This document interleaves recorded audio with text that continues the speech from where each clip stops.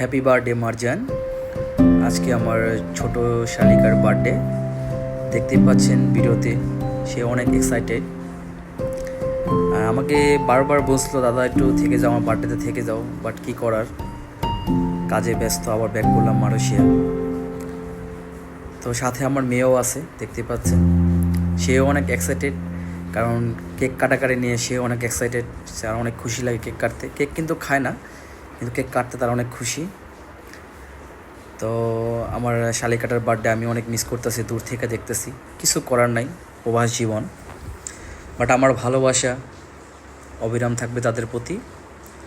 আল্লাহর কাছে দোয়া করি তারা যেন ভালো থাকে, এভাবে হাসি খুশি থাকে। দেখতে পাচ্ছেন আমার মেয়ে কী সুন্দরভাবে নাচানাচি করতেছে, কেক খাইতেছে। তার এই হাসি মুখটা যেন সবসময় এভাবে থাকে, এভাবে সবাই হাসি মুখে থাকে, এটাই আমার কাম্য, এটাই আমাদের দোয়া, আমাদের প্রার্থনা। আল্লাহর কাছে এটাই দোয়া করতেছি, তারা খালা বাগনি যেমন সবসময় এভাবে হাসি খুশি থাকে। সবাই দোয়া করবেন ইনশাআল্লাহ।